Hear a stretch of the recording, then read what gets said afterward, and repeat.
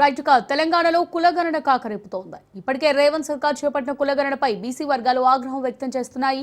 మరోవైపు కాంగ్రెస్ ప్రభుత్వం బీసీలకు ఇచ్చిన హామీల అమలుపై బీఆర్ఎస్ పోరుకు సిద్ధమైంది. ఈ నేపథ్యంలోనే బీసీలకు ఇచ్చిన హామీల అమలు కోసం క్షేత్రస్థాయిలో బీఆర్ఎస్ పార్టీ కార్యాచరణ సిద్ధం చేస్తోంది. ఈ మేరకు తెలంగాణ భవన్లో బీసీ నేతలతో మాజీ మంత్రి కేటీఆర్ సమావేశమయ్యారు. కులగణన, స్థానిక సంస్థల్లో బీసీలకు 42% రిజర్వేషన్ల అమలుపై చర్చిస్తున్నారు. అలాగే పార్టీ నేతలకు కూడా కేటీఆర్ దిశానిర్దేశం చేస్తున్నారు.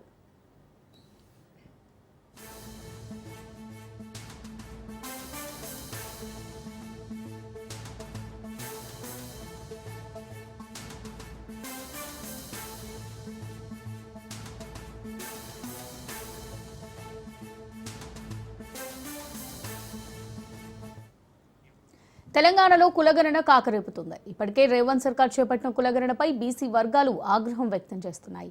మరోవైపు కాంగ్రెస్ ప్రభుత్వం బీసీలకు ఇచ్చిన హామీల అమలుపై బీఆర్ఎస్ పోరుకు సిద్ధమైంది. ఈ నేపథ్యంలో బీసీలకు ఇచ్చిన హామీల అమలు కోసం క్షేత్రస్థాయిలో బీఆర్ఎస్ పార్టీ కార్యాచరణ సిద్ధం చేస్తుంది. ఈ మేరకు తెలంగాణ భవన్లో బీసీ నేతలతో మాజీ మంత్రి కేటీఆర్ సమావేశమయ్యారు. కులగణన, స్థానిక సంస్థల్లో బీసీలకు 42% రిజర్వేషన్ల అమలుపై చర్చిస్తున్నారు. అలాగే పార్టీ నేతలకు కూడా కేటీఆర్ దిశానిర్దేశం చేస్తున్నారు.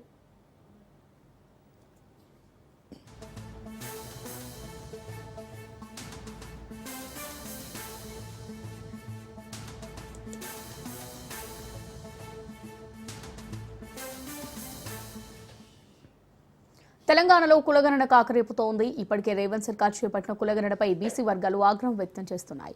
మరోవైపు కాంగ్రెస్ ప్రభుత్వం బీసీలకు ఇచ్చిన హామీల అమలుపై బీఆర్ఎస్ పోరుకు సిద్ధమైంది.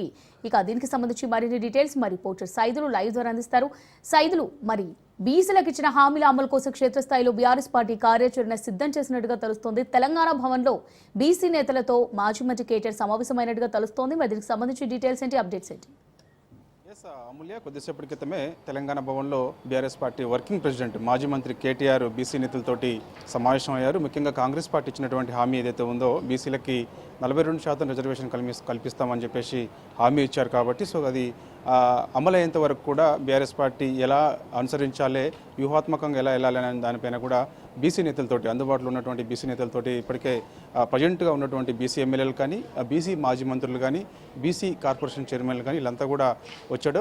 దాంతోపాటుగా బీసీకి చెందినటువంటి ఎమ్మెల్సీలు కూడా ఈ సమావేశానికి హాజరయ్యారు. ఆల్రెడీ తెలంగాణ భవన్లో సమావేశం అయితే కొనసాగుతుంది. ముఖ్యంగా కాంగ్రెస్ పార్టీ ఇచ్చినటువంటి హామీ అయితే ఖచ్చితంగా అమలయ్యేంత వరకు కూడా బీసీలకు అండగా బీఆర్ఎస్ పార్టీ ఉండాలని చెప్పేసి కూడా బీసీ నేతలకు కేటీఆర్ ఒక దిశానిర్దేశం అయితే చేస్తున్నారు. సో ఇక రానున్న రోజులలో బీఆర్ఎస్ పార్టీ కూడా బీసీలకు ఖచ్చితంగా 42% రిజర్వేషన్ కల్పించే విధంగా, అంటే ఆయా యొక్క స్థానాల్లో, జనరల్ స్థానాల్లో బీసీలకు ఎక్కువ స్థానాల్లో సీట్లు ఇచ్చే విధంగా వెళ్ళాలని చెప్పేసి కూడా భావిస్తుంది. ఇప్పటికే బీసీ నేతలందరూ కూడా కాంగ్రెస్ పార్టీ పైన తీవ్ర అసంతృప్తిగా ఉన్నారు. కాబట్టి సో ఖచ్చితంగా దీన్ని ప్రజల్లో విస్తృతంగా తీసుకుని వెళ్ళాలి. రానున్న రోజులలో స్థానిక సంస్థల ఎన్నికల్లో బీఆర్ఎస్ పార్టీ సత్తా చాటాలి, ఎలా వెళ్ళాలి ముందుకెళ్ళే దానిపైన కూడా బీసీ నేతలతోటి కేటీఆర్ అయితే ఒక సమావేశం ఏర్పాటు చేశారు తెలంగాణ భవన్లో.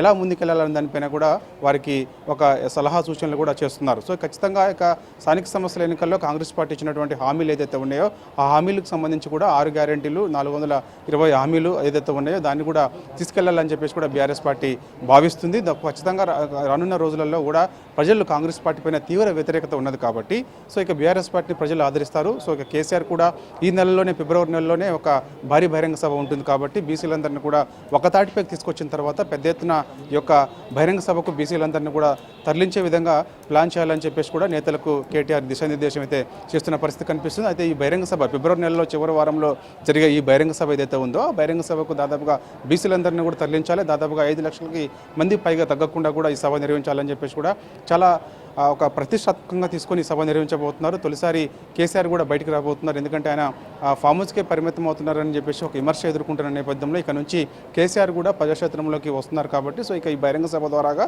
క్షేత్రస్థాయిలో ప్రజల్లో కూడా వెళ్లేందుకు కూడా కేసీఆర్ సిద్ధమవుతున్నారు. ఇప్పటికే రైతులతోటి కూడా, అంటే గతంలో ఆయన ఏ విధంగా అయితే ప్రతిపక్ష నేత హోదాలో తొలిసారిగా రైతుల దగ్గరికి బస్ యాత్ర నిర్వహించారో ఇప్పుడు కూడా రైతుల దగ్గరికి వెళ్లేందుకు కూడా ఒక బస్ యాత్ర కానీ, లేకపోతే ఏదైనా ఆయా నియోజకవర్గాల వారీగా సభలు సమావేశాలు ఏర్పాటు చేసేందుకు కూడా కేసీఆర్ని తరలించేందుకు కేసీఆర్ వస్తారని చెప్పేసి కూడా కూడా చెప్తున్న నేపథ్యం కనిపిస్తుంది కాబట్టి సో ఇక రానున్న రోజుల్లో ఖచ్చితంగా కాంగ్రెస్ పార్టీ ఇచ్చినటువంటి బీసీలకు చేసినటువంటి అన్యాయం ఏదైతే ఉందో బీసీ కామరెడ్డి డిక్లరేషన్లో ఆ రోజు బీసీలకు ఖచ్చితంగా 42% అమలు చేస్తామని చెప్పేసి ఆనాడు రాహుల్ గాంధీని కామారెడ్డికి పిలిచారు. కామారెడ్డిలో బీసీ డిక్లరేషన్ సభ ఏర్పాటు చేశారు.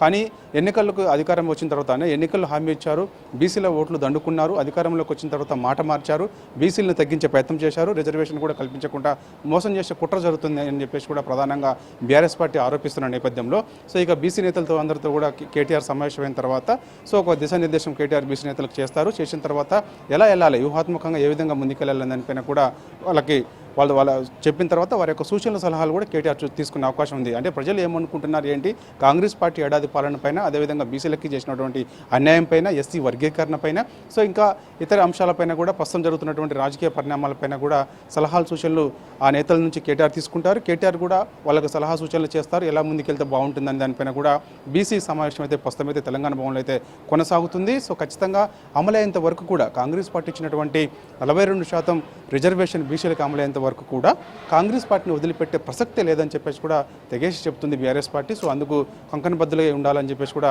నేతలకైతే కేటీఆర్ ఒక దిశానిర్దేశం చేస్తున్నారు. Amulya, right, thanks for the update Saidulu.